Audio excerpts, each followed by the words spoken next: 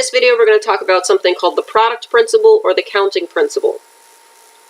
For a sequence of events in which the first event can occur A ways, the second event B ways, the third event C ways, and so on, the total number of ways the events can happen together is A times B times C times etc. For example, how many ways can you guess on a 3-question true-false exam? Each question has 2 choices. So we have our 3 questions. And then we would have our numbers of ways to guess up here. So there are 2 ways you can guess on the first question, 2 ways you can guess on the second question, and 2 ways you can guess on the third question. So here we have 2 times 2 times 2. This is 2 cubed, which is equal to 8. And one thing I'll note, 2 cubed is not the same thing as 2 times 3. Just keep that in mind when you're doing these problems and you're raising things to higher powers. Let's look at another example. How many 5-digit PIN numbers can be made using the digits 0 through 9 if there are no restrictions? If 0 or 1 can't be the first digit, digits aren't allowed to be repeated, 5 must be the first digit. So first we'll make a note that there are 10 digits here. If we list all of these out, 0 through 9, there's actually 10 numbers here. A common mistake a lot of people will make is thinking that there are 9 possible digits when there are really 10. So part A is asking us to see how many 5-digit PIN numbers can we make if there's no restrictions. So we have our 5 numbers, and then we want to see how many possibilities do we have for each number.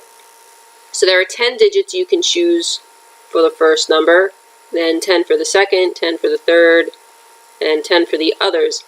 Because there's no restrictions, you're allowed to put any digit anywhere you want, so for each digit you have 10 choices.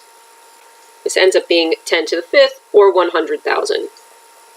For part B, they're telling us we have a restriction now, 0 or 1 can't be the first digit. So we still have 5 digits in our PIN number, but now they're telling us the first digit is not allowed to be 0 or 1. So there's only 8 possible digits we can choose from. You can choose 2, 3, 4, 5, 6, 7, 8, or 9. So that gives us 8 possibilities for the first digit. Then they didn't tell us anything about the other digits. So there's 10 possible choices we could make for all of the other digits. So this would end up being equal to 8 times 10 to the 4th, or 80,000. Part C is telling us digits aren't allowed to be repeated. So we'll look at how many choices we have for our first digit. We can't repeat anything if we haven't used anything yet.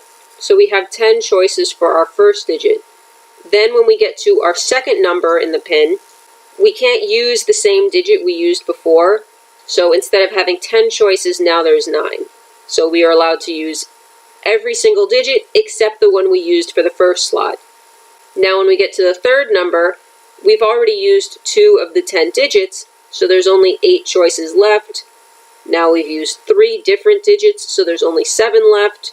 Now we've used 4 different digits, and there's only 6 left to choose from. We multiply this out, we end up getting 30,240.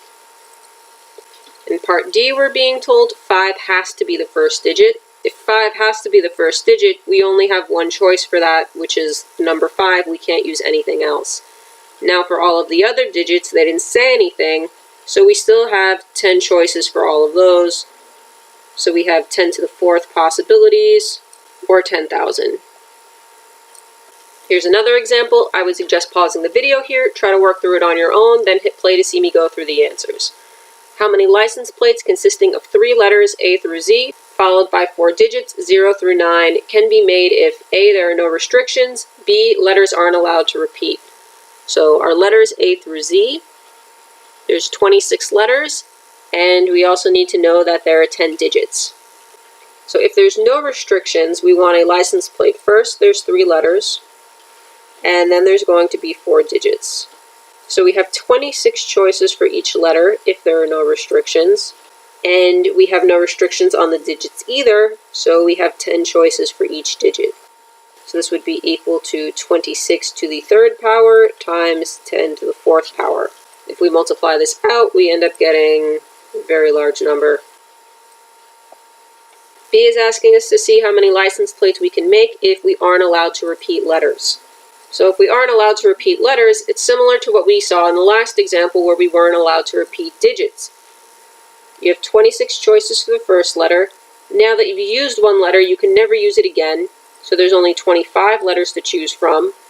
Now that you've already used 2 different letters, you only have 24 left to choose from.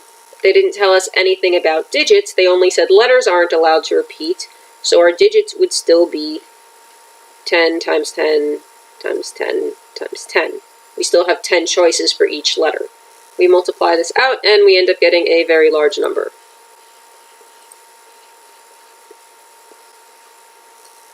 Now let's look at one more example.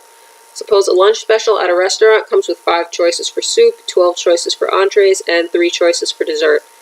Part A is asking us how many different lunches can you order consisting of 1 soup, 1 entree, and 1 dessert. So we want to consider how many choices we have for soup, how many choices we have for entrees, and how many choices we have for desserts.